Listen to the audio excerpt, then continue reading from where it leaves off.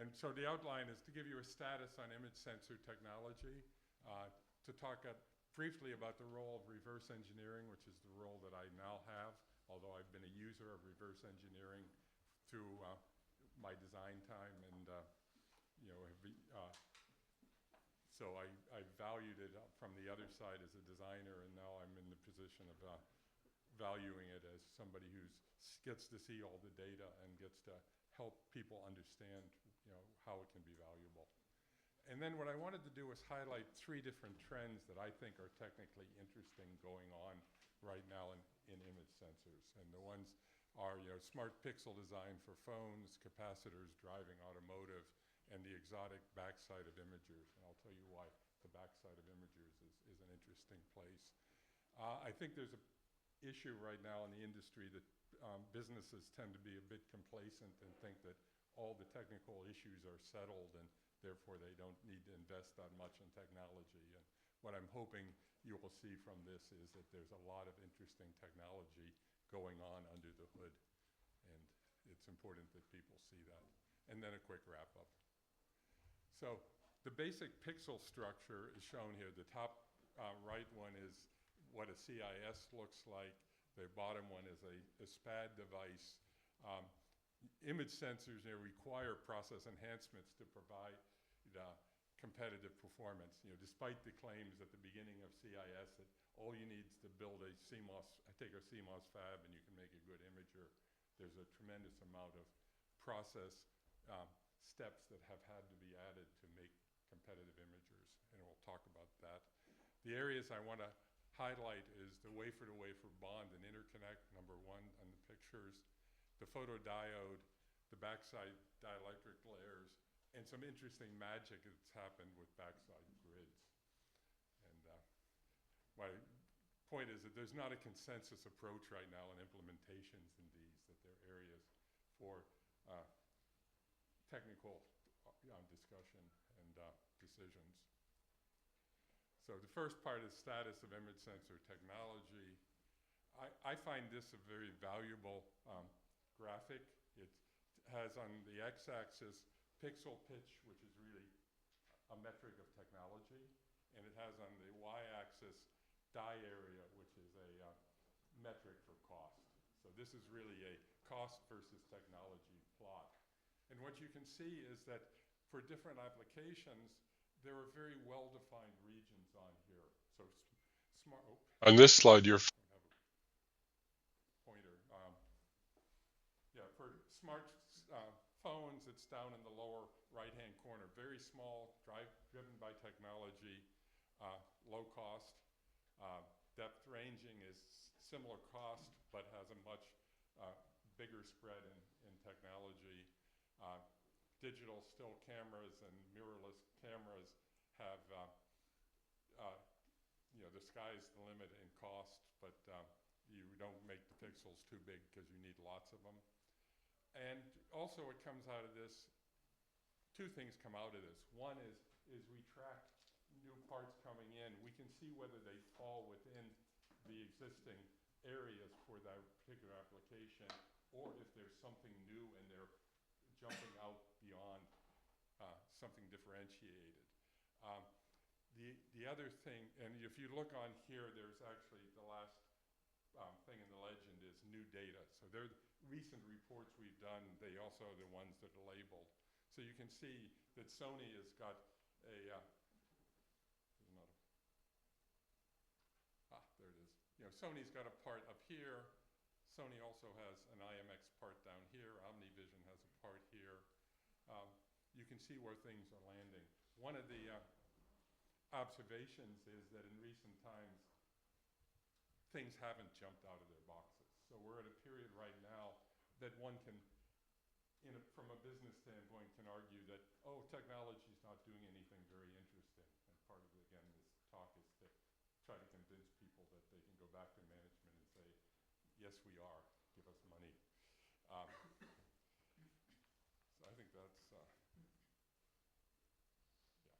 leave that. And so I'll come back. The other point on this is I drew 2 lines.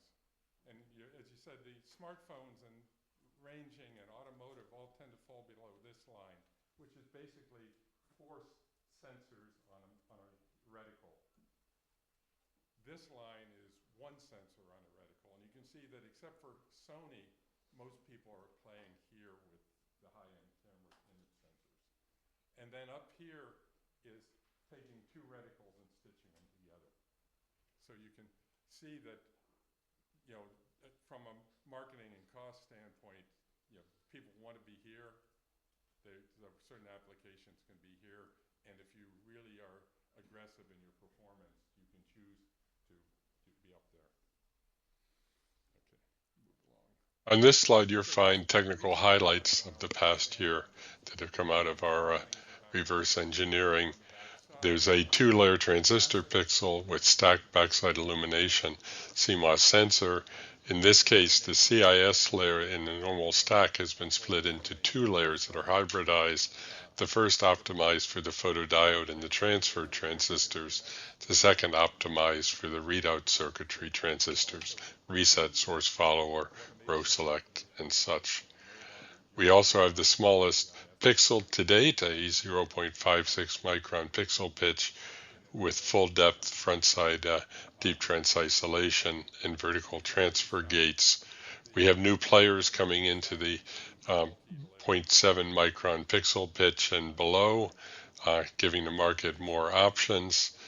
We have a player with a stacked backside illuminated direct time of flight sensor with hybrid bonding for a LiDAR application in automotive.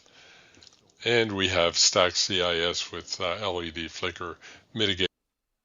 So, the role of reverse engineering, I love this graphic from Samsung. When Samsung introduces a new part, they fill this in for the new part. And what I've circled here are, in blue, the things that are addressed by reverse engineering.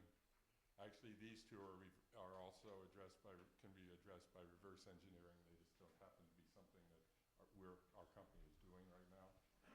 And go back. So reverse engineering can calibrate structures and materials, which is very important if you're a designer and trying to understand your parts. It feeds into TCAD. It gives you historic context, like the plot I had. It gives you the present state of manufacturing. In our case, reverse engineering is only on products that have been released, not on research vehicles. It gives you the process flow, and it has the ability not to predict. Everybody wants us to have a crystal ball, but it gives you the ability to predict where there might be a near-term decision and guide, you know, where reverse engineering can be of value by telling you if there's a decision point, which way the industry is going and how they're addressing it. What it doesn't do is it doesn't predict performance, because reverse engineering doesn't actually operate the image sensor. It doesn't track pre-product development, because we don't have access to pre-product parts. We only do commercial parts. We only, Techinsights buys the parts and all that. It doesn't do it as a contract service. And it doesn't predict market decisions, although Techinsights has been buying up marketing research groups, so we do have insight into some, but it's not the reverse engineering. It's reaching out to the other groups. So trend 1, you know, what's happening with smart pixel design for phones. And this is an expansion. If you looked at that previous plot I had, this is a blow-up of the lower right-hand or lower left-hand corner. And what you see here is that parts tend to be clustered. And they're actually being clustered based on marketing, for the most part, marketing decisions. Here is a band at about 30 millimeters squared, and so that's a cost point. And it says, marketing says, build something in this range and I can sell it. They have another one that's around 90. And here's a case where Sony says, our marketing people say that there's an advantage, I assume, and one has to make assumptions and not just, that what they're saying is I can trade off image quality for cost. I can get better. It's worth the extra cost of building up there because I get image quality. I mean, this is where, you know, this is where the iPhone 15 image sensor is. So you've got a world here. But then the next question is, why are they clustered here? And the decision is, if I got a smartphone, a 12 megapixel picture is a really good picture. And that's, so every good phone needs to be able to produce a 12 megapixel.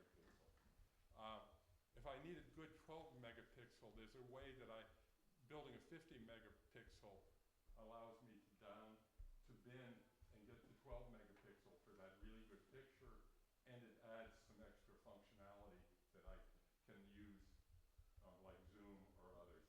We cannot tell you what the decision thinking within the company is, but we can speculate that that's the reason. And then, so what you see then is that from a legacy standpoint, there are a lot of parts here because people the technology wasn't there to do the more aggressive one. But even now, people are introducing in here because they see that there's a market in the cell phone business to sell, that there are phones where people are just happy with the performance of 12 megapixel and don't need more.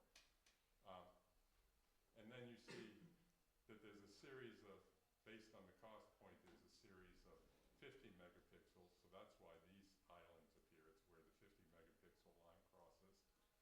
And then you've got Samsung, which says, no, I'm going to do something different. I see value in having much higher resolution. It gives me options in video video that you don't have. And this one's interesting.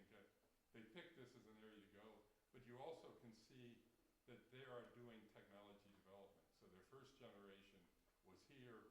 They've moved to a second generation. Their third and more recent generations are here. And this is a signature of investing in technology.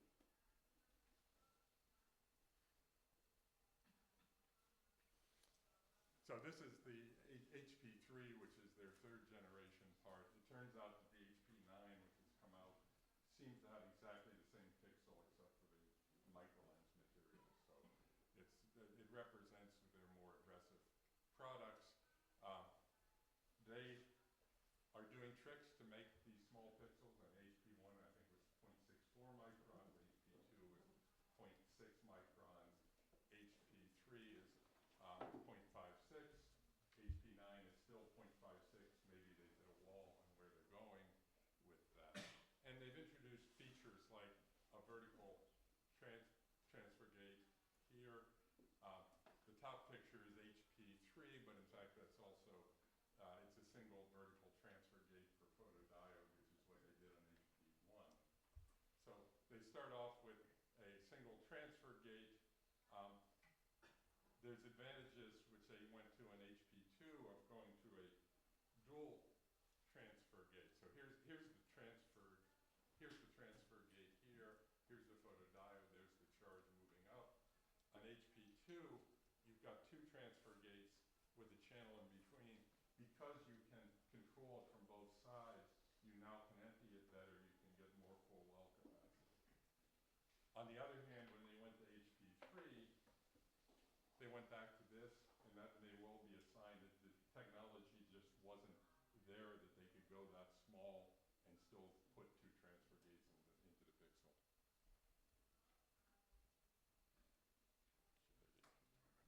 Here. This is a Sony part, the IMX904, and what's interesting here is that this is what Sony calls a two-layer.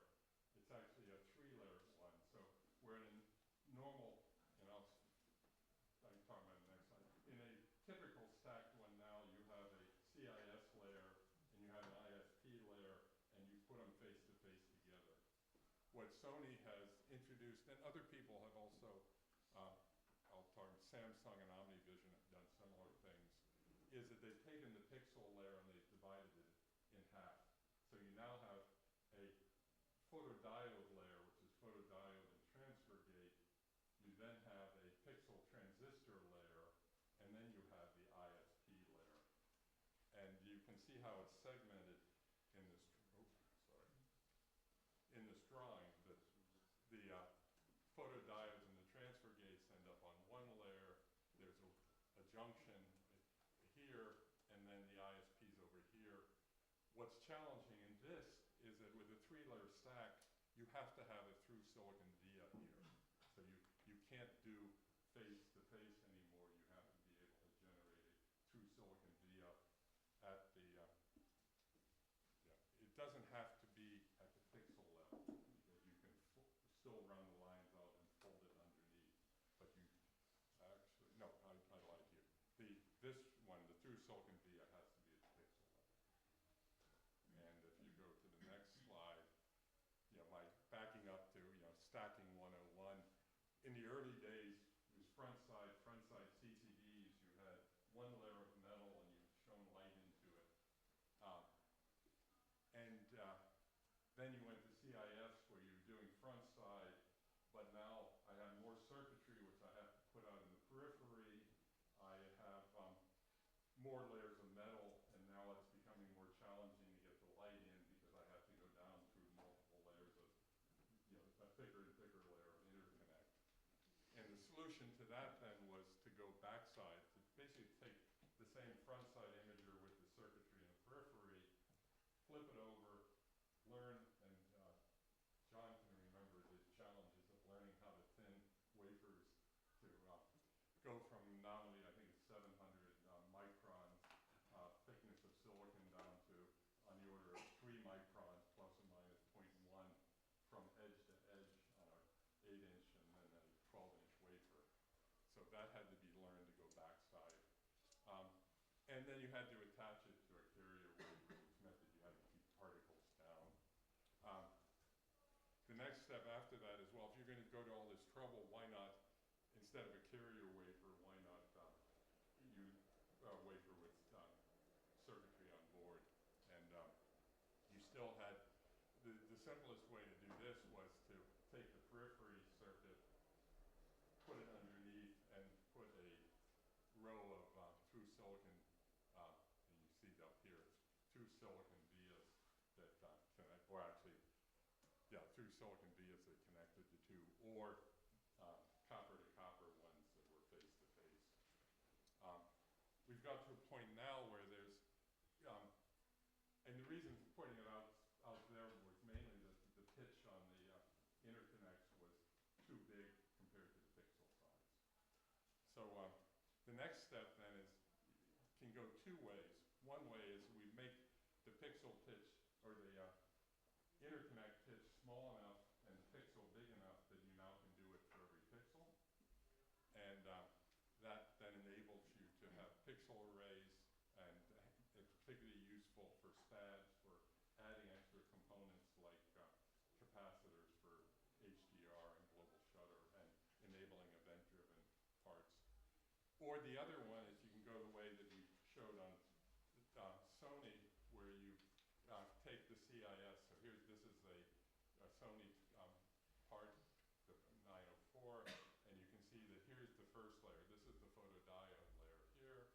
This is the pixel transistor layer with those devices, and this is the ISP layer up here. So you can do that, and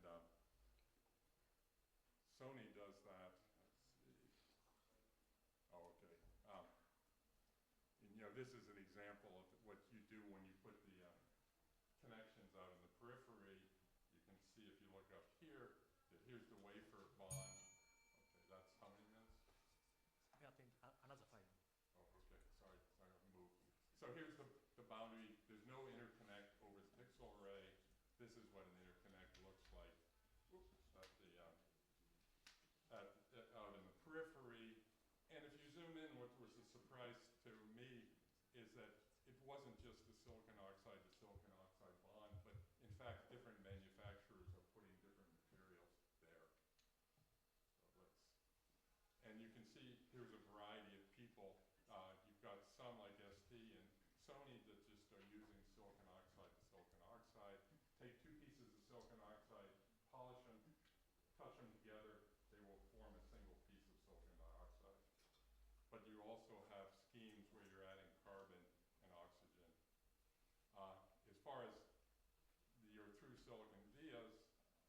this is what a through silicon via looks like on the Sony part, where they come through the second um, FET layer and make contact to metal in the photodiode. Here's the floating diffusion, have a connection over to the source follower.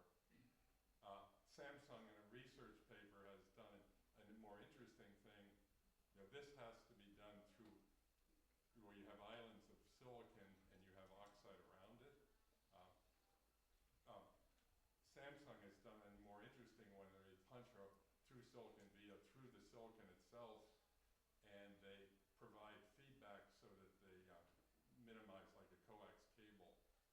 And they also deposit copper on the back surface so that you now have a copper to copper. Comparing the Apple iPhone 15 image sensor with the one in the Sony Xperia 1V, the first product with Capacitors are interesting. They enable things. In particular, what's exciting is the use of MIM caps up here in the metal. Um, and the mixing of capacitors. And what I want to show here is, you know, here's an OmniVision part, and in this part there's a couple of capacitors. One of them is a MIM, and one of them happens to be an interdigitated. So you have mixtures of MOS capacitors, and particularly in more recent parts you have interdigitated and the MIM caps. And the MIM caps are a real game changer, because when you build a MIM cap, you end up with this. You know, there's an upper metal. You can see it here more clearly. This is metal 5 on this part. This is metal 4. You build the structure here, and down here, this is the dielectric, which is typically aluminum oxide, and it's on the range of 2 to 5 nanometers thick. You know, and that hats off to the process people who can build a, you know, billions of pixels with a layer that thin and have it yield. So, and this is a TEM to show you in even more detail. This AMS Osram part has a 2.3 nanometer MIM cap. And quick calculations may be wrong. You end up with like 10 femtofards here. It's also interesting that you don't have to pattern that thin layer, because you just can put it conformally on your device, and the capacitors form wherever you pattern the gate. Just in terms of some other trend charts, this is automotive resolution versus time, and you can see that there used to be the standard was around 2 micron, 2 megapixels, and that in recent times people have gone to higher resolution, jumped up to 8, and that you can see which parts have high dynamic range, and the fact that in more recent times people are putting in voltage domain global shutter. On the backside, what's interesting in the backside is it's a playground. In this case, Sony is putting in PDAF in their back. They do it in an interesting way. One is in their PDAF, which they replace the blue in the middle of the PDAF with green. So you have a case where mostly you have Bayer patterns, but now and then you have a little cross of green where there should have been a blue in the middle. They also have to go in and, you know, from my experience in fabs and design, you always have problems if you start trying to pattern well different shapes. And so here you can see that Sony, where they have PDAF, have to create a larger aperture in their grid and a smaller aperture, and they need all of this to be well formed. And they also go to a double wide microlens. So there's challenges, manufacturability challenges there. And then this is an extreme. Am I done, or I got 5 minutes? Q&A. Okay, let me just be very quick. This is just if you are in a cost point that you can afford a high cost of your part, the extremes you can go to for high-end cameras, where you have an inner lens, an outer lens, and you actually create this cavity. I mean, the active silicon is here, and yet they've created this whole extra layer down here to make room for their inner lens. So it's